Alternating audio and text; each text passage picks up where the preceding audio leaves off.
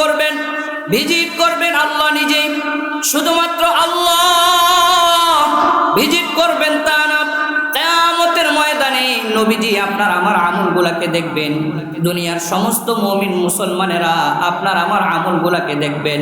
অর্থাৎ নেককার বান্দা বান্দি থেকে শুরু করে আল্লাহ এবং আল্লাহর রাসূল আপনার আমার আমলগুলা কিয়ামতের ময়দানে দেখবে। আল্লাহ রাব্বুল আলামিন সূরাতুত তাওবার 105 নম্বর আয়াতে বললেন, ওয়া কুল ই'মালু ফাসায়ারাল্লাহু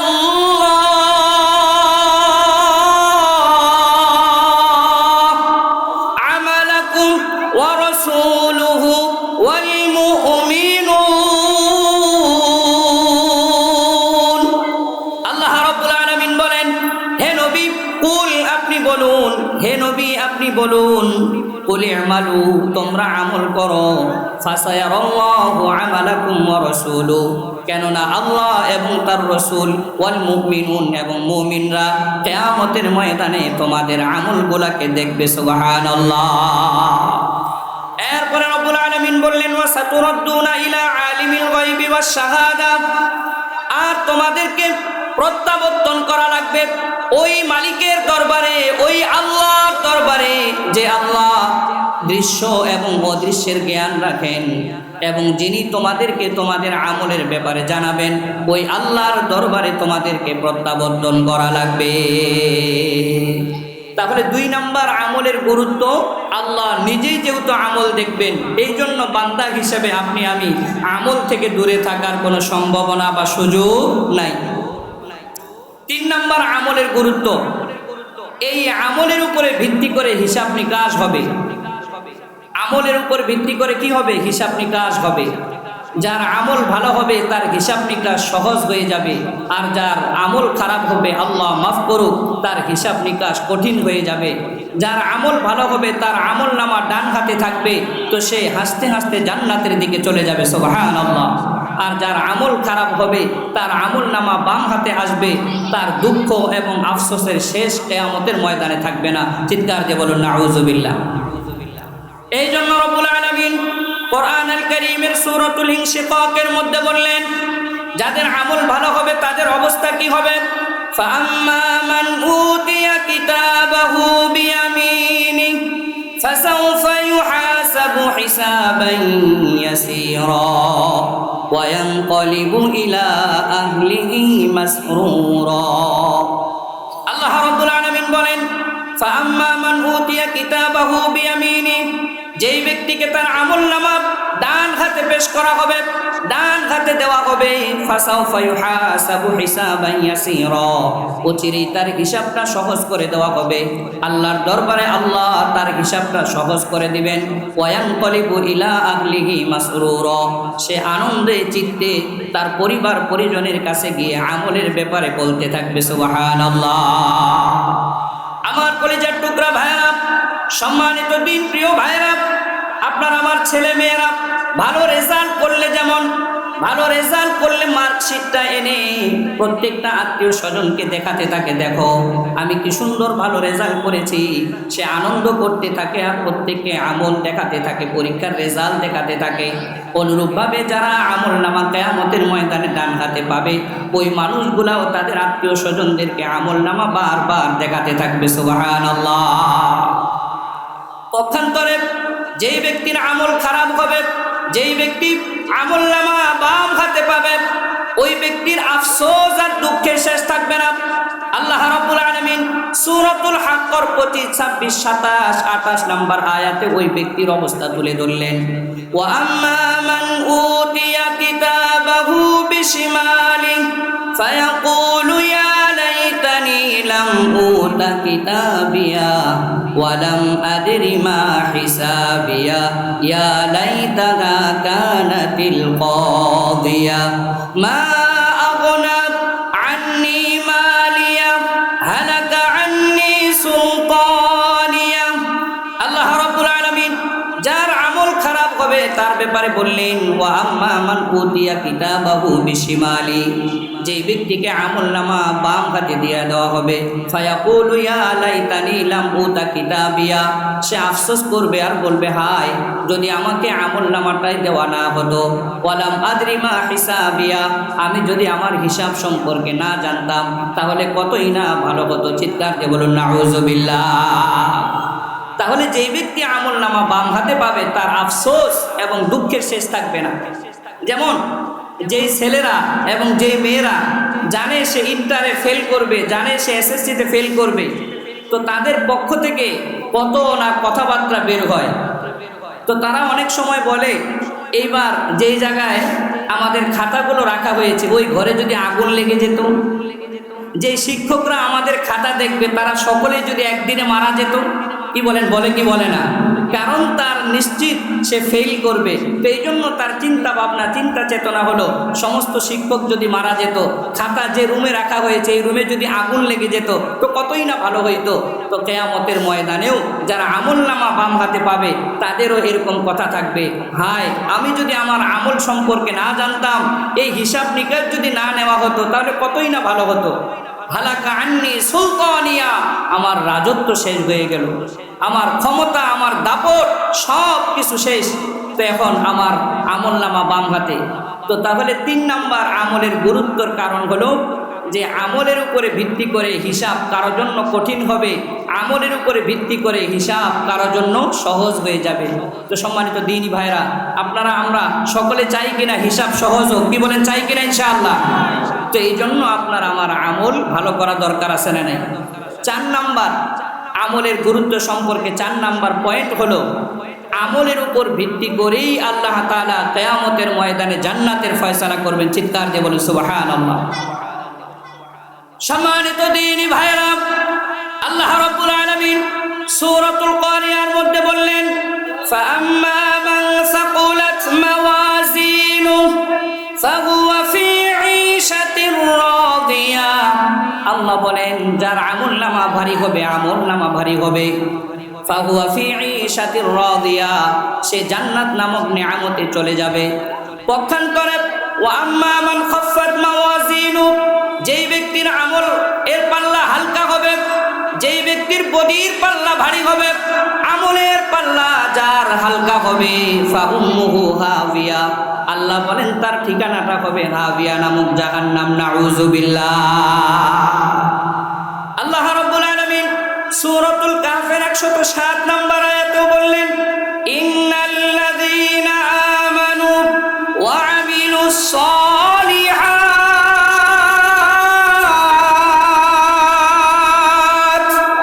আল্লাহ রাব্বুল আলামিন বলেন, হে ঈমানদারেরা, হে আমার গোলামেরা, ইন্নাল্লাযীনা আমানু ওয়া আমিলুস সালিহাত, নিশ্চয়ই যার মধ্যে 2টা কোয়ালিটি থাকবে, 2টা গুণ থাকবে, 2টা কোয়ালিফিকেশন থাকবে।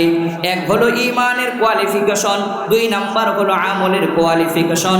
কানাত লাহুম জান্নাতুল ফিরদাউসি নুজুলা, আমি আল্লাহ তার জন্য জান্নাতুল ফিরদাউসটা মেহমানখানা বানায়া দিব। তাহলে আল্লাহ রাব্বুল আলামিন বুঝাতে চাইলেন, গোলামেরা, আমি আল্লাহ আমলের উপরে ভিত্তি করে আমার বান্দা এবং বান্দীদেরকে জান্নাত দিব, আবার আমলের উপরে ভিত্তি করে আমি আল্লাহ আমার বান্দা এবং বান্দীদেরকে জাহান্নামের মধ্যে দিব। তাহলে সম্মানিত ভাইরা, আপনার আমার আমলের গুরুত্ব দেওয়া দরকার আছে না নাই? কি বলেন? তাহলে আমলের গুরুত্বের ব্যাপারে আমরা 4টা কথা বললাম। 1 নাম্বার কথা, আমল করব কেন? কারণ আপনাকে আমাকে বানানোই হয়েছে আমল করার জন্য। 2 নাম্বার কথা, আমল করব কেন? কারণ আল্লাহ নিজেই আপনার আমার আমলের ভিজিটর, এই জন্য আমল করব। 3 নাম্বার কথা, আমল করব কেন? আমলের উপরে ভিত্তি করে হিসাব কারো জন্য সহজ হবে, কারো জন্য কঠিন হবে। 4 নাম্বার, আমল করব কেন? আমলের উপরে ভিত্তি করে আল্লাহ কাউকে জান্নাত দিবেন, কাউকে জাহান্নাম দিবেন, এই জন্য আমল করা দরকার আছে না নাই? কি বলেন, দরকার আছে না নাই?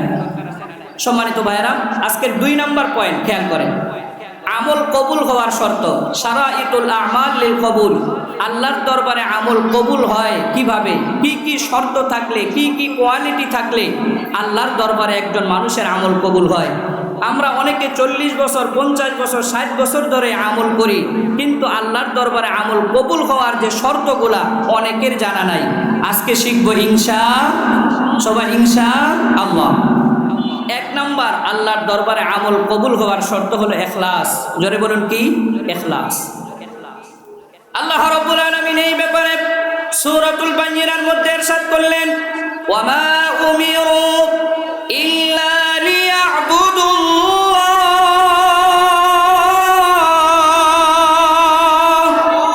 মুখলিসিনা লাহুদ্দিন। আল্লাহ রাব্বুল আলামিন বলেন, আমার গোলামেরা, ওয়া মা উমিরু ইল্লা লিয়া'বুদুল্লাহ, তাদেরকে আদেশ করা হয় নাই, তবে আদেশ করা হয়েছে তারা যখন আমল করবে, ইবাদত করবে, একমাত্র আমি মালিককে রাজি খুশি করার জন্য আমল করবে। কথা বলুন ঠিক কিনা? তাহলে আমার ভাইয়েরা, আমার বন্ধুগণ, আপনার আমার প্রত্যেকটা আমল হবে কাকে? খুশির জন্য। জোরে বলুন কাকে?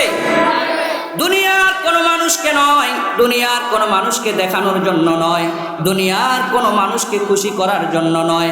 আপনি আমি যেই আমলই করি না কেন, ছোট থেকে ছোট, বড় থেকে বড়, যত আমল আপনি আমি করব, সবগুলা হবে আপনার আমার মালিক আল্লাহকে খুশি করার জন্য। ঠিক কিনা? তাহলে আল্লাহ রাব্বুল আলামিন বললেন, আমার দরবারে যদি আমল কবুল হতে হয় তাহলে 1 নাম্বার ইখলাস লাগবে। 2 নাম্বার, আল্লাহর দরবারে যদি কোনো বান্দার আমল কবুল হতে হয় তাহলে 2 নাম্বার লাগবে ইত্তিবাউস সুন্নাহ। আমলগুলা নবীজির সুন্নাহ অনুযায়ী করতে হবে। প্রত্যেকটা আমল নবীজির সুন্নাহ অনুযায়ী করা চাই। ঠিক কিনা? আমার ভাইরা, আপনি আমি নামাজে দাঁড়াবো, নামাজে দাঁড়ানোর আগে আপনার আমার মনে এটা আশা চাই, আপনি আমি নামাজ ওইভাবে আদায় করব যেইভাবে মুহাম্মাদুর রাসূলুল্লাহ আদায় করতেন। রোজা রাখবো কিভাবে? বিশ্ব নবী যেভাবে রাখতেন। হজ করব কিভাবে? বিশ্ব নবী যেভাবে করতেন। যাকাত আদায় করব কিভাবে? বিশ্ব নবী যেভাবে করতেন। কুরবানি আদায় করব কিভাবে? বিশ্ব নবী যেভাবে করতেন। তাহলে আপনার আমার প্রত্যেকটা আমলে সুন্নত অনুসরণ লাগবে। সুন্নতকে ফলো করে আমল করলে ওই আমল আল্লাহর দরবারে কবুল হবে। এই জন্য রব্বুল আলামিন আপনাকে আমাকে দিক নির্দেশনা দিলেন, লাকাদ কানা লাকুম ফি রাসূলিল্লাহি উসওয়াতুন হাসানা।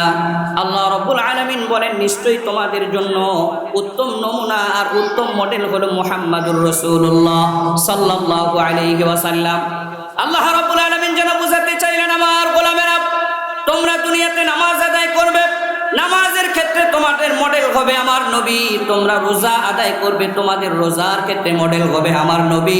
তোমরা হজ আদায় করবে, হজের ক্ষেত্রে মডেল হবে আমার নবী। তোমরা দান সাদাকা করবে, দান সৎকার ক্ষেত্রে মডেল হবে আমার নবী।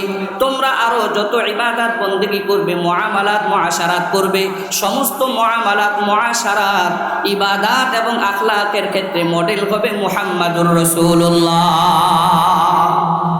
কথা কি বুঝে আসতেছে? তাহলে 2 নাম্বার আমলের শর্ত হলো নবীজির সুন্নত অনুযায়ী আমল করা। কেউ যদি আজীবন আমল করে কিন্তু আমলে যদি নবীর সুন্নাহ না থাকে, কিয়ামত পর্যন্ত কেউ যদি হায়াত পায়, এক আমলও আল্লাহর দরবারে কবুল হবে না। কোরআন থেকে আমরা জানলাম, এখন আসুন নবীজি থেকে একটু জানি নবীজি কি বলেন এই ব্যাপারে। আমলের 2 নাম্বার শর্ত হলো সুন্নত অনুযায়ী আমল করা। বিশ্বনবী সাল্লাল্লাহু আলাইহি ওয়াসাল্লাম ইরশাদ করেন, মুসলিমের বর্ণনা 1718 নম্বর হাদিস, قال النبي صلى الله عليه وسلم من عمل عملا ليس عليه امرنا فهو رد। বিশ্বনবী বলেন, যেই ব্যক্তি কোনো আমল করে আর ওই আমলের মধ্যে যদি আমি নবীর সুন্নত না থাকে, লাইসা আলাইহি আমরুনা, আমি নবীর সুন্নত যদি ওই জায়গায় না থাকে, আমি নবীর দিক নির্দেশনা যদি ওই আমলে না থাকে, ফাহুয়া রদ্দুন, ওই আমল আল্লাহর দরবারে কবুল হবে না। চিৎকার দিয়ে বলুন নাউযুবিল্লাহ। আমার ভাইরা, তাহলে আপনি আমি যদি যে কোনো আমল ছোট্ট থেকে ছোট্ট আমল করি তাহলে এটাও নবীর সুন্নত তরিকা অনুযায়ী হওয়া চাই। ছোট্ট একটা দৃষ্টান্ত যদি দেই, আপনি আমি যদি দর্জির কাছে আপনার আমার জামাটা বানাতে দেই, যেই মাপ দিয়ে বানাতে দিয়ে আসছি ওই মাপ অনুযায়ী যদি না হয় তাহলে ওইটা আপনি আমি নেই না। কি বলে ঠিক না? নেই। একটা জুব্বা বানাতে দিয়েছি টেইলার্সে, আপনি যেই মাপ দিয়েছেন এই মাপ অনুযায়ী যদি দর্জি না বানায় জুব্বাটা, পাঞ্জাবিটা, তাহলে আপনি আমি কি করবো? এটা তার মুখের উপরে মেরে আসবো যে আমি মাপ দিলাম কি আর তুমি আমারে বানায়া দিলা কি? এটা তো সামান্য দুনিয়ার কাপড়, কয় টাকা আর দাম। মাপ অনুযায়ী না হওয়ার কারণে, মডেল অনুযায়ী না হওয়ার কারণে আমি যদি আপনার আমার জুব্বা আর পাঞ্জাবি টেইলার্স থেকে না নেই, তাহলে আমল হলো পৃথিবীর সবচাইতে দামি সম্পদ, যেটা আল্লাহর দরবারে যাবে। আল্লাহ একটা মডেল আর নমুনা আপনাকে আমাকে দান করেছেন, যার নাম মুহাম্মাদুর রাসূলুল্লাহ। ওই মডেল অনুযায়ী যদি আপনার আমার আমল না হয়, তাহলে আল্লাহ তাআলাও আপনার আমার আমল কবুল করবেন না। তাহলে 2 নাম্বার আমল কবুল হওয়ার জন্য শর্ত হলো সুন্নত লাগবে। 3 নাম্বার, আপনার আমার আমল যদি আল্লাহর দরবারে কবুল হতে হয়, তাহলে ইলম লাগবে। জোরে বলেন, কি লাগবে? ইলম। এই ব্যাপারে রব্বুল আলামিন বললেন, ফা'লাম আন্নাহু লা ইলাহা ইল্লাল্লাহ।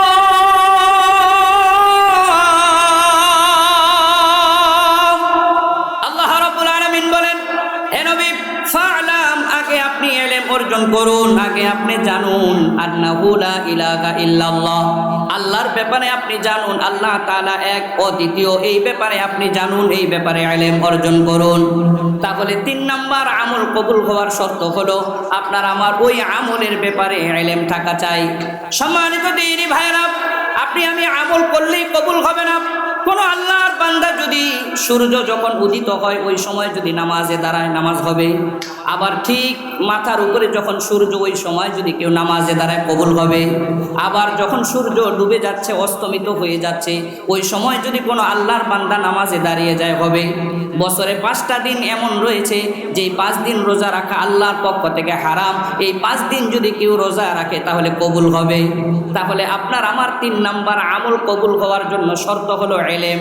ওই ইবাদতের ব্যাপারে আপনার আমার জানাশোনা দরকার আছে না নাই? দুনিয়ার ব্যবসা বাণিজ্য করতে হলে ওই বিষয়ে যেমন জানতে হয়, জ্ঞান অর্জন করতে হয়, এরপরে ব্যবসা বাণিজ্য করি। আমল আল্লাহর দরবারে কবুল করাতে হলে আল্লাহর পক্ষ থেকে যে ইলম ওই আমলের ব্যাপারে এসেছে, বিশ্ব নবীর পক্ষ থেকে যে ইলম ওই আমলের ব্যাপারে এসেছে, অবশ্যই ওই ইলমগুলা আপনার আমার জানা দরকার আছে না? তাহলে 3 নাম্বার হলো আপনার আমার আমল যদি আল্লাহর দরবারে কবুল হতে হয়, তাহলে ইলম লাগবে। জোরে বলেন, কি লাগবে? ইলম। 4 নাম্বার, আপনার আমার আমল যদি আল্লাহর দরবারে কবুল হতে হয়, তাহলে ইবাদত 2 ধরনের। 1 নাম্বার শারীরিক ইবাদত। শারীরিক ইবাদত কবুল হওয়ার জন্য শর্ত 4 নাম্বার, হালাল খাবারকে ইবাদত করা চাই। 2 নাম্বার ইবাদত হলো মালি ইবাদত, আর্থিক ইবাদত। আর্থিক ইবাদত আল্লাহর দরবারে কবুল হওয়ার জন্য শর্ত হলো হালাল টাকা পয়সা দিয়ে ওই ইবাদত করা চাই। কথা বলুন, ঠিক কি না? আল্লাহ রাব্বুল আলামিন এই ব্যাপারে আপনাকে আমাকে দিক নির্দেশনা দিচ্ছেন।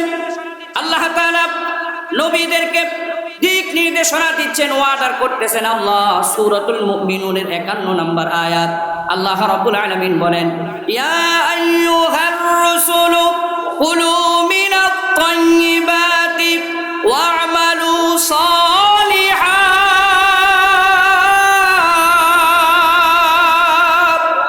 আল্লাহ রাব্বুল আলামিন বলেন, ইয়া আইয়ুহার রাসূল, হে নবীগণ, হে রাসূলগণ, কুলু মিনাত তাইয়্যিবাত, আপনারা আগে হালাল খাবার ভক্ষণ করুন, আপনারা আগে হালাল খাবার খান। ওয়া'মালু সালিহা, এরপরে নেক আমল করুন। হালাল খাবার খাওয়ার পরে আপনারা যখন নেক আমল করবেন, আমি আল্লাহ আপনাদের নেক আমলগুলা কবুল করে নিব। সুবহানাল্লাহ। আল্লাহ তাআলা আয়াতের পরের অংশ বললেন, ইন্নী বিমা তা'মালুনা আলিম। হ্যাঁ, সাবধান। আবার দুনিয়াত অনেক মানুষ এমন আছে যারা হারাম ভক্ষণ করার পরেও মসজিদে এসে বড় বড় লেকচার দেয়, আসে না নাই?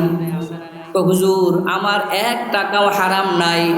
আসলে তলা খাতায় দেখলে বোঝা যায় ডাইনে বামে সামনে পিছনে যা আছে সব উপার্জনেই তার হারাম। জলে বলেন, আছে না নাই? আল্লাহ রাব্বুল আলামিন বললেন, ইন্নী বিমা তা'মালুনা আলিম। আমার বান্দারা, আমার গোলামেরা, সাবধান, আমি আল্লাহ তোমাদের সব সম্পর্কে জানি। তোমরা কে হালাল রুজি উপার্জন করো, কে হারাম উপার্জন করো, আমি আল্লাহর জানা আছে। অতএব আমাকে ফাঁকি দেওয়ার কোনো সুযোগ নাই। জোরে বলুন, ঠিক কি না? তাহলে 4 নাম্বার শর্ত হলো হালাল ভক্ষণ করে এরপরে ইবাদত করা। আবার যদি মালি ইবাদত হয়, আর্থিক ইবাদত হয়, যেমন কুরবানি, হালাল টাকায় দেওয়া, হজ হালাল টাকায় হজ করা, যাকাত হালাল টাকায় যাকাত আদায় করা, তাহলে আল্লাহর দরবারে কবুল হবে। 5 নম্বর আমল কবুলের শর্ত হলো আমল করার পরে আপনার আমার পক্ষে যতটুকু সম্ভব আপনি আমি করলাম। 5 নাম্বার আমল করার সাথে সাথে আল্লাহর দরবারে দোয়া করা। আল্লাহর দরবারে দোয়া করার মাধ্যমে ওই আমলটা আল্লাহর দরবারে কবুল করানো, ঠিক কিনা? সাইয়েদনা হযরত ইব্রাহিম এবং ইসমাঈল পিতা পুত্র মিলে বাইতুল্লাহ নির্মাণ করলেন। বাইতুল্লাহ নির্মাণ করার পরে সাইয়েদনা ইব্রাহিম দোয়া করতেছেন, রব্বানা তাকাব্বাল মিন্না ইন্নাকা আনতাস সামিউল আলিম। আয় আল্লাহ, রব্বানা তাকাব্বাল মিন্না, আয় আল্লাহ আমরা বাইতুল্লাহ নির্মাণের যে আমল করলাম, আমরা তো আমল করেছি কিন্তু কবুল করার দায়িত্ব আমাদের না, কবুল করার দায়িত্ব কার? জোরে বলুন কার? আয় আল্লাহ আমাদের সামর্থ্য অনুযায়ী আমরা আমল করেছি, আপনি আমাদের আমলটাকে কবুল আর মঞ্জুর করে নেন। তাহলে 5টা হলো আমল কবুলের শর্ত। 1 নাম্বার ইখলাস, 2 নাম্বার নবীজির সুন্নত অনুযায়ী আমল করা, 3 নাম্বার ইলম অনুযায়ী আমল করা, 4 নাম্বার হালাল খাবার খেয়ে আমল করা, 5 নাম্বার আমলের পরে আল্লাহর দরবারে দোয়া করা, আল্লাহ যেন আমল কবুল করে নেয়। চিৎকার দিয়ে বলুন সুবহানাল্লাহ। কথা কি বুঝে আসতেছে? তাহলে এই 5টা হলো আমল কবুলের শর্ত। আজকে 3 নাম্বার পয়েন্ট, আমার সময়ও শেষের দিকে। আমল নষ্ট হয় কি কি কারণে? আপনি আমি আমল করতেছি, কেউ 40 বছর, কেউ 50 বছর জেলে মাছ ধরতে গেছে, যেই ব্যাগ নিয়ে গেছে মাছ রাখার জন্য খেয়াল করে নাই ওই ব্যাগের নিচে ছিল ছিদ্র, ফুটা। 2 ঘন্টা মাছ ধরার পরে যেই পরিমাণ মাছ তার থাকার কথা ছিল, জোরে বলেন থাকবে না আস্তে আস্তে সব পড়ে যাবে? তো আমাদের অনেক মানুষের এমন আছে, আমল করতেছি ঠিক, কিন্তু আমল যে ভঙ্গ হওয়ার কারণগুলা, এগুলা থাকার কারণে আমাদের আমলগুলা নষ্ট হয়ে যাচ্ছে, আমাদের খবরও নাই। 10টা কারণে আমল নষ্ট হয়ে যায়। প্রিয় ভাইয়েরা বলুন তো কয়টা কারণে? 10টা কারণে। শুনবো, জানবো, মানবো ইনশাআল্লাহ। ইনশাআল্লাহ সকলে মুখস্থ করে যাওয়ার চেষ্টা করবো তো ইনশাআল্লাহ। সম্মানিত ভাইয়েরা, 1 নাম্বার আমল নষ্ট হওয়ার কারণ, কেউ আল্লাহর কোরআনের কোন আয়াতকে অস্বীকার করা। 2 নাম্বার আমল নষ্ট হয়ে যাওয়ার কারণ আখিরাত অস্বীকার করা। 3 নাম্বার লোক দেখানো আমল করা। 4 নাম্বার শিরিক করা। 5 নাম্বার আল্লাহর দ্বীন অপছন্দ করা। 6 নাম্বার আল্লাহর অপছন্দনীয় জিনিসের অনুসরণ করা। 7 নাম্বার আল্লাহ তাআলার রাস্তায় বাধা দেওয়া। 8 নাম্বার আল্লাহর রসুলের সাথে বেয়াদবি করা, বিরোধিতা করা। 9 নাম্বার দান করে খটা দেওয়া। 10 নাম্বার গোপন গুনাহে লিপ্ত থাকা। এই 10টা কারণে মানুষের আমলের সওয়াব বিনষ্ট হয়ে যায়, নষ্ট হয়ে যায়। তাহলে এই 10টা বদ স্বভাব থেকে বাঁচা দরকার, আছে না নাই? কি বলেন, আছে না নাই? তাহলে 1 নাম্বার কোরআনের কোন আয়াতকে অস্বীকার করা, আর 2 নাম্বার হলো কিয়ামতকে অস্বীকার করা। আমি যে আয়াত তেলাওয়াত করেছি সূরাতুল কাহফের 103 নাম্বার আয়াত, 4 নাম্বার আয়াত, 5 নাম্বার আয়াত। 5 নাম্বার আয়াতে আল্লাহ তাআলা 2টা গুণের কথা একসাথে বলছেন, যে 2 বদ স্বভাবের কারণে আমল নষ্ট হয়ে যায়। আল্লাহ রাব্বুল আলামিন এই আয়াতের মধ্যে বললেন, উলাইকাল্লাযীনা কাফারু বিআয়াতি রাব্বিহিম ওয়া লিকাইহি ফাহাবিতাত আ'মালুহুম ফালা নুকিমু লাহুম ইয়াওমাল কিয়ামাতি ওয়াজনা। আল্লাহ রাব্বুল আলামিন বলেন, গোলামেরা শোনো শোনো, 2টা কোয়ালিটি, 2টা বদ স্বভাব যদি কারো মধ্যে থাকে। 1 নাম্বার ওয়াল্লাযীনা কাফারু বিআয়াতি রাব্বিহিম, কেউ যদি কোরআনের আয়াতকে অস্বীকার করে। ওয়া লিকাইহি, 2 নাম্বার আল্লাহর সাথে সাক্ষাৎকে কেউ যদি অস্বীকার করে। ফাহাবিতাত আ'মালুহুম, তার আমল নষ্ট হয়ে যাবে, বরবাদ হয়ে যাবে। চিৎকার দিয়ে বলুন নাউযুবিল্লাহ। তাহলে 1 নাম্বার কারণ হলো আমল নষ্ট হয়ে যাওয়ার, কোরআনের কোন আয়াতকে অস্বীকার করা। 2 নাম্বার কারণ হলো আখিরাতকে অস্বীকার করা। 3 নাম্বার কারণ হলো আমল নষ্ট হয়ে যাওয়ার, লোক দেখানো কোনো আমল করা, আছে না নাই? নামাজ আদায় করে লোক দেখতে, আবার হজে যায় লোক দেখানো, কুরবানি দেয় লোক দেখানো, আছে না নাই? এগুলা সব করতে হবে কার সন্তুষ্টির জন্য? জোরে বলুন, কার সন্তুষ্টির জন্য? আল্লাহর সন্তুষ্টির জন্য। এই জন্য রব্বুল আলামিন সূরা হুদের 15 এবং 16 নম্বর আয়াতে বললেন, মান কানা ইউরিদুল হায়াতাদ দুনিয়া ওয়া যিনাতাহা নুওয়াফি ইলাইহিম أعمالهم وهم فيها لا يبخسون আল্লাহ রাব্বুল আলামিন বলেন, যে ব্যক্তি আমল করার পরে দুনিয়া চায়, দুনিয়ার সৌন্দর্য চায়, আমি আল্লাহ তাকে দুনিয়ার সৌন্দর্য দিয়ে দেই। ওই ব্যাপারে আমি আল্লাহ কোনো কমতি করি না।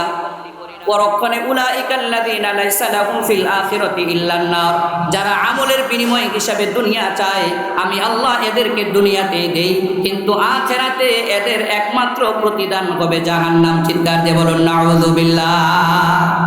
ওয়া হাবিতা মা সানাউ ফিহা ওয়া বাতিলুম মা কানু ইয়ামালুন। ওয়া হাবিতা মা সানাউ, তারা যা আমল করেছে সব বরবাদ হয়ে যাবে, নষ্ট হয়ে যাবে। ওয়া বাতিলুম মা কানু ইয়ামালুন, এবং তাদের যে আমলগুলা এগুলা বরবাদ হয়ে যাবে, ক্ষতিগ্রস্ত হয়ে যাবে।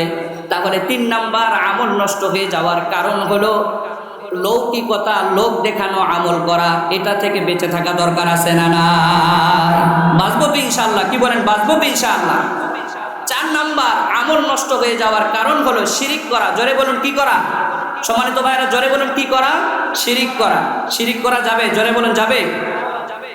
আল্লাহ রাব্বুল আলামিন বলেন সূরা জুমারের 65 নম্বর আয়াত, ওয়ালাকাদ উহিয়া ইলাইকা ওয়া ইলাল্লাযীনা মিন ক্বাবলিক লাইন আশরাকতা লায়াহবাতান্না আমালুক ওয়া লাতাকুনান্না মিনাল খাসিরিন। আল্লাহ রাব্বুল আলামিন বলেন, হে নবী, আপনার কাছে এবং আপনার পূর্ববর্তী যত নবী এবং রাসূল এসেছে, আমি তাদের সকলের কাছে ওহী প্রেরণ করেছি, ওহী নাজিল করেছি। লাইন আশরাকতা, যদি আপনি শিরিক করে বসেন, লা ইয়াহবাতান্না আমালুক, অবশ্যই অবশ্যই আপনার আমলের সওয়াব বিনষ্ট হয়ে যাবে। ওয়ালা তাকুনান্না মিনাল খাসিরিন, এবং আপনি ক্ষতিগ্রস্তদের অন্তর্ভুক্ত হয়ে যাবেন। নাউযুবিল্লাহ। তাহলে নবী যদি শিরিক করার কারণে আমল নষ্ট হয়ে যায়, ক্ষতিগ্রস্ত হয়ে যায়, তাহলে আপনি আমি দুনিয়াতে যারা আছি সাধারণ মুসলমান, আপনার আমার আমল তো বতরিকা ওলা নষ্ট হয়ে যাবে। কথা বলুন ঠিক কিনা? কি বলেন, ঠিক কিনা? নষ্ট হবে কি হবে না? তো এই জন্য সম্মানিত ভাইরা, যত রকমের শিরিক আছে, শিরিক থেকে বাঁচা দরকার আছে না নাই? 2-3 দিন আগে আমাদের দেশে একটা অনুষ্ঠান গেল, পহেলা বৈশাখ, আছে না নাই? এসোগে বৈশাখ। ওই জায়গাতে যে সমস্ত কার্যকলাপ করা হয়, আকসার ও বেস্তর হলো শিরিক। জোরে বলুন ঠিক কিনা? মুসলমানের কোন সন্তান ওই ধরনের অনুষ্ঠানে যাওয়া ঠিক নয়। মুসলমানের সন্তানেরা ওই অনুষ্ঠানে যাওয়া নিজের ঈমানকে নষ্ট করা, নিজের আমলকে বরবাদ করা। ঠিক কিনা? জোরে বলুন। তারা মনে করে ওই সমস্ত হনুমান আর পেঁচার ছবি আর মূর্তির ছবি দিয়ে তারা কল্যাণ নামিয়ে আনবে আর অকল্যাণকে দূর করবে। কিন্তু জোরে চিৎকার দিয়ে বলুন, কল্যাণের একমাত্র মালিক কে? একমাত্র কল্যাণ দেওয়ার মালিক আল্লাহ। আল্লাহ ছাড়া কোন হনুমান, কোন পেঁচা, কোন মূর্তি কাউকে কোনো কল্যাণ দিতে পারে? যারা এমন বিশ্বাস করে তাদের ঈমান থাকতে পারে না। অতএব পহেলা বৈশাখ কোন মুসলমানের সংস্কৃতি হতে পারে না। তারা আমাদেরকে বুঝাতে চায় বাঙালিদের 1000 বছরের ঐতিহ্য। বাংলাদেশে 1989 সনে সর্বপ্রথম পহেলা বৈশাখ আনুষ্ঠানিকভাবে পালন করা হয়েছে। তাহলে 1000 বছরের ঐতিহ্য হলো কিভাবে? ঐতিহ্য হয়েছে 1989-তে হলো এই পহেলা বৈশাখের অনুষ্ঠান। ঢাকা বিশ্ববিদ্যালয়ের চালু করা পরিষদে শুরু করা হয়। 1000 বছরের ঐতিহ্য হলো কিভাবে? আপনি আমি আগে বাঙালি না আগে মুসলমান? জোরে বলুন কি? আপনি আমি আগে বাঙালি না মুসলমান? তাহলে আপনি আমি সর্বপ্রথম হলাম মুসলমান, এরপরে দেশের ভিত্তিতে আপনি আমি বাঙালি। মিল্লাতা আবিকুম ইব্রাহিম হুয়া সাম্মাকুমুল মুসলিমিন। আপনার আমার নাম রাখছে মুসলিম জাতির পিতা ইব্রাহিম, আপনার আমার নাম রাখছে মুসলমান। চিৎকার দিয়ে বলে সুবহানাল্লাহ। তাহলে আমার ভাইরা, শিরিক করা যাবে। 4 নাম্বার আমল নষ্ট হওয়ার কারণ হলো শিরিক করা। 5 নাম্বার আসুন, 5 নাম্বার আমল নষ্ট হওয়ার কারণ হলো আল্লাহর দ্বীন অপছন্দ করা। আছে না নাই? দেখতে শুনতে মুসলমান, মুসলমানের ঘরে জন্ম নেওয়া মানুষ, কিন্তু আল্লাহর দ্বীন পছন্দ, জোরে বলুন, করে? আমার ভাইরা, আল্লাহ রাব্বুল আলামিন সূরা মুহাম্মদের 9 নম্বর আয়াতে বললেন, যালিকা বিআন্নাহুম কারিহু মা আনজালাল্লাহ ফাআহবাতা আমালাহুম। আল্লাহ রাব্বুল আলামিন বলেন, যালিকা বিআন্নাহুম কারিহু, নিশ্চয়ই যারা বিআন্নাহুম কারিহু অপছন্দ করে, মা আনজালাল্লাহ, আল্লাহ যে দ্বীন আর ধর্ম নাজিল করেছেন এটাকে যারা অপছন্দ করে, ফাআহবাতা আমালাহুম, তাদের আমল নষ্ট হয়ে যায়, আমলের সওয়াবগুলো বরবাদ হয়ে যায়। চিৎকার দিয়ে বলুন নাউযুবিল্লাহ। তাহলে 5 নাম্বার হলো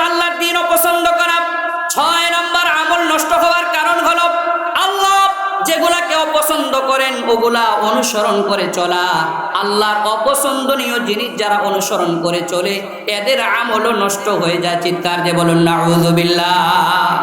সূরা মুহাম্মাদের 27 নম্বর আয়াত রব্বুল আলামিন বললেন, যালিকা বিআন্নাহুম ইত্তাবাউ মা আসখাতাল্লাহ ওয়া কারিহু রিদওয়ানা ফাআহবাতা আ'মালাহুম। আল্লাহ বলেন যারা অনুসরণ করে চলে এমন জিনিসের যেগুলা আল্লাহ অপছন্দ করেন, আবার আল্লাহর যেগুলা পছন্দ এগুলার যারা বিরোধিতা করে, আল্লাহ বলেন এদের আমল বরবাদ হয়ে যায়, এদের আমলের সওয়াব নষ্ট হয়ে যায়। নাউযুবিল্লাহ। তাহলে আমার ভাইরা, আল্লাহ যেগুলা অপছন্দ করে এমন অপছন্দনীয় জিনিসের কাছে যাওয়া যাবে। তাহলে 6 নম্বর, আপনি আমি সকলেই আল্লাহর অপছন্দের জিনিস থেকে বিরত থাকব। 7 নম্বর, আমল নষ্ট হয়ে যাওয়ার কারণ হলো আল্লাহর রাস্তায় যারা বাধা দেয় তাদের আমল নষ্ট হয়ে যায়, বরবাদ হয়ে যায়। নাউযুবিল্লাহ। আল্লাহর রাস্তায় বাধা দেওয়া, কোনো ভালো কাজ হচ্ছে ওই জায়গায় আপনি আমি গিয়ে বাধা দিলাম, কোনো আমল করবে কেউ আপনি আমি গিয়ে বাধা দিলাম, কেউ মাহফিল করবে আপনি আমি গিয়ে বাধা দিলাম। তার 7 নম্বর, আল্লাহর রাস্তায় বাধা দেওয়া এটাও আমল নষ্ট হয়ে যাওয়ার একটা কারণ। তাহলে এই কারণ থেকেও বেঁচে থাকা দরকার আছে না নাই? জোরে বলেন আছে না নাই? আল্লাহ রাব্বুল আলামিন বলেন সূরা মুহাম্মাদের 32 নম্বর আয়াত, ইন্নাল্লাযীনা কাফারু ওয়া সাদ্দু আন সাবিলিল্লাহ ওয়া শাক্কুর রাসূলা মিন বা'দি মা তাবায়্যানা লাহুমুল হুদা লান ইয়াদুররুল্লাহা শাইআ ওয়া সায়ুহবিতু আ'মালাহুম। আল্লাহ রাব্বুল আলামিন বলেন নিশ্চয় যারা কুফরি করে, ওয়া সাদ্দু আন সাবিলিল্লাহ আল্লাহর রাস্তায় বাধা দেয়, ওয়া শাক্কুর রাসূল এবং আল্লাহর রাসূলের বিরোধিতা করে, লা ইয়াদুররুল্লাহা শাইআ তারা আল্লাহর কোনো ক্ষতি করতে পারবে না, বরং ওয়া সায়ুহবিতু আ'মালাহুম তাদের নিজেদের আমলের সওয়াব নষ্ট হয়ে যাবে, বরবাদ হয়ে যাবে। নাউযুবিল্লাহ। তাহলে 7 নম্বর, আল্লাহর রাস্তায় যে কোনো ব্যাপারে যে কোনো কাজে বাধা দেওয়া এটা আমল নষ্ট হয়ে যাওয়ার কারণ, এটা আমল বরবাদ হয়ে যাওয়ার কারণ। 8 নম্বর, আমল নষ্ট হয়ে যাওয়ার কারণ হলো আল্লাহ আল্লাহর রসুলের সাথে বেয়াদবি করা, আল্লাহ আল্লাহর রসুলের সাথে বিরোধিতা করা। কি বলেন আছে না নাই? এমন কাজ করা যাবে? কি বলেন করা যাবে? সূরাতুল হুজুরাতের 2 নম্বর আয়াতে রব্বুল আলামিন বলেন, ইয়া আইয়ুহাল্লাযীনা আমানু লা তারফাউ আসওয়াতাকুম ফাওকা সাওতিন নাবী ওয়া লা তাজহারু লাহু বিল কওল কাজাহরি বা'দিকুম লিবা'দিন আন তাহবাতা আ'মালুকুম ওয়া আনতুম লা তাশউরুন। আল্লাহ রাব্বুল আলামিন বলেন, হে ঈমানদারেরা, তোমরা তোমাদের আওয়াজকে উঁচু করিও না, আল্লাহর রাসূলের সামনে তোমাদের আওয়াজকে উঁচু করিও না। তোমরা পরস্পরে যেভাবে কথা বলো ওইভাবে আল্লাহ আল্লাহর রাসূলের সামনে তোমরা কথা বলিও না, এতে তোমাদের আমল বিনষ্ট হয়ে যাবে, তোমরা বলতেও পারবা না। তাহলে 8 নম্বর, আমল নষ্ট হওয়ার কারণ আল্লাহ আল্লাহর রাসূলের সাথে বিরোধিতা করা। আপনি আমি মুসলমান সবচাইতে বেশি মায়া মোহাব্বত করব কাকে? জোরে বলুন কাকে? আল্লাহকে। আল্লাহ আল্লাহর রাসূলের মোহাব্বত ভালোবাসা হবে সর্বাগ্যে, তারপরে দুনিয়ার মানুষের মায়া মোহাব্বত ভালোবাসা। জোরে বলুন ঠিক কি না? মুসলমানদের শত শত বছরের আফসোস আর দুঃখের বিষয় হলো বাংলাদেশে কত সরকার আসলো আর গেল, মুসলমানদের প্রাণের দাবি, ঈমানের দাবি বাংলার জমিনে যারা বিশ্ব নবীকে নিয়ে কটূক্তি করবে, নবীকে গালি দিবে, আল্লাহকে গালি দিবে, কোরআনকে গালি দিবে, তাদের ব্যাপারে ব্লাসফেমি আইন চালু করতে হবে, চালু করতে হবে, চালু করতে হবে। ঠিক কি না? সম্মানিত ভাইরা, বাংলার জমিনে সর্বপ্রথম নাস্তিকের জন্ম হয়েছিল দাউদ হায়দারে। তার যদি ফাঁসি কার্যকর করা হতো সালমান রুশদির জন্ম বাংলায় হতো না। তার যদি ফাঁসি কার্যকর করা হতো তসলিমার জন্ম বাংলায় হতো না। তার যদি ফাঁসি কার্যকর করা হতো ফরিদা রহমানের জন্ম বাংলায় হতো না। তার যদি ফাঁসি কার্যকর করা হতো শ্যামল কান্তের জন্ম বাংলায় হতো না। তার যদি ফাঁসি কার্যকর করা হতো শ্যামবাসীর জন্ম বাংলায় হতো না। ঠিক কিনা? জোরে বলুন। তার যদি ফাঁসি কার্যকর করা হতো কবি শামসুর রহমানের জন্ম বাংলায় হতো না। তার যদি ফাঁসি কার্যকর করা হতো শাহরিয়ার কবিরের জন্ম বাংলায় হতো না। তার ফাঁসি কার্যকর করা হলে 2013-তে এসে এই যে ইমরান সরকার, আসিফ মহিউদ্দিন, আরিফুর রহমান, টিটু রায়, আর্মি রহমান, আল্লামা শয়তান, এদের জন্ম হতো না, ঠিক কিনা জোরে বলুন? এদের ফাঁসি যদি কার্যকর করা হতো, আসাদ নূরের মতো কুখ্যাত কুলাঙ্গারের জন্ম বাংলায় হতো না, ঠিক কিনা জোরে বলুন? তার যদি ফাঁসি কার্যকর করা হতো, বিশ্বজিতের মতো বড় নাস্তিক কুলাঙ্গার মুরতাদের জন্ম বাংলায় হতো না, ঠিক কিনা জোরে বলুন? তার যদি ফাঁসি কার্যকর করা হতো, কিছুদিন আগে আমাদের সদ্য নাস্তিক বাউল নামের ফাউল আবুল সরকারের জন্ম বাংলায় হতো না, ঠিক কিনা জোরে বলুন?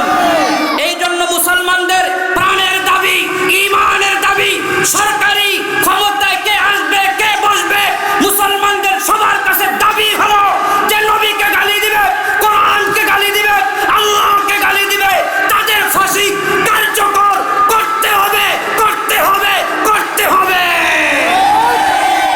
ইনশাআল্লাহ, একমত ইনশাআল্লাহ সবাই? তাহলে 8 নাম্বার, আল্লাহ আল্লাহর রসুলের সাথে বেয়াদবিতে আমল নষ্ট হয়ে যায়। 9 নাম্বার, দান করে খটা দেওয়া। জোরে বলেন, আছে না নাই? কিরে আমি না রমজানের জাকাতের 10,000 টাকা তোরে দিলাম, তুই আমার বিরুদ্ধে সাক্ষী দিলি বেটা, আছে না নাই? জোরে বলুন। সূরাতুল বাকারার 264 নম্বর আয়াতে রব্বুল আলামিন বলেন, ইয়া আইয়ুহাল্লাযীনা আমানু লা তুবতিলু সাদাকাতিকুম বিল মান্নি ওয়াল আযা। হে ঈমানদারেরা, তোমরা তোমাদের সদকার সওয়াব খোটা দিয়ে আর যাকে দান করলে তাকে কষ্ট দিয়ে নষ্ট করিও না, আছে না নাই? এই জন্য দান করার পরে খোটা দেওয়া এটা আমল নষ্ট হওয়ার একটা কারণ। 10 নাম্বার, সর্বশেষ আমল নষ্ট হওয়ার কারণ হলো গোপন গুনাহে লিপ্ত হওয়া, আছে না নাই? এখন আমাদের যুবক নওজোয়ান যারা আছে তাদের পায়ে হাত রেখে বলি, যুবক তুমি মনে করতেছো একা ঘরে তুমি একাই, কেউ দেখে না তোমাকে। জোরে বলুন, দেখে কে? মা বাবা না দেখতে পারে, তোমার বন্ধু বান্ধব না দেখতে পারে, স্ত্রী সন্তান দেখতে না পারে, দেখেন কে? আলাম ইয়ালাম বিআন্নাল্লাহা ইয়ারা ওয়া হুয়া মাআকুম আইনামা কুনতুম ফাইনামা তুওয়াল্লু ফাসাম্মা ওয়াজহুল্লাহ, ঠিক কিনা জোরে বলুন?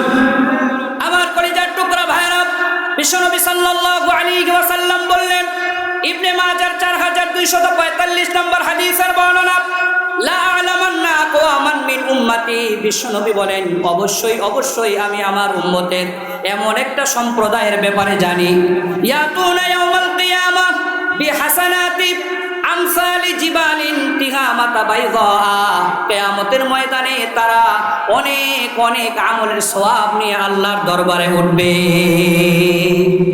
এরপরে বিশ্বনবী সাল্লাল্লাহু আলাইহি ওয়াসাল্লাম বলেন, ফায়াজআলুল্লাহ হাবাআম মানসুরা, আল্লাহ এই সওয়াবগুলোকে বিক্ষিপ্ত বালুকণার মতো করে দিবেন। এই সওয়াবগুলো আল্লাহর দরবারে কোনো কামেও আসবে না। সাহাবায়ে কেরাম বিশ্বনবীকে জিজ্ঞেস করলেন, বললেন, সিফহুম লানা ওয়া জাল্লিহিম লানা ইয়া রাসূলুল্লাহ, হে নবী, আমরা যেন ওই মানুষদের অন্তর্ভুক্ত হয়ে না যাই, আপনি একটু তাদের পরিচয় আমাদেরকে দিন। নবীজি বললেন, ইন্নাহুম ইখওয়ানুকুম ওয়া মিন জিলদাতিকুম, তারা তোমাদের ভাই, তারা তোমাদের মতোই রক্তে মাংসে গড়া মানুষ।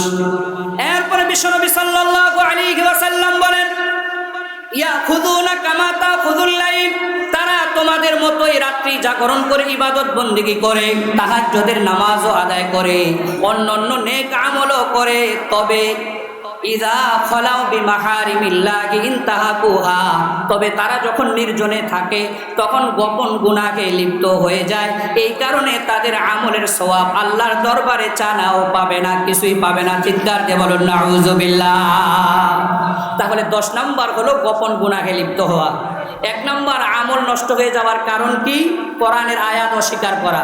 2 নাম্বার, আখিরাত অস্বীকার করা। 3 নাম্বার, মানুষ দেখানো আমল করা। 4 নাম্বার, শিরিক করা। 5 নাম্বার, আল্লাহর দ্বীন অপছন্দ করা।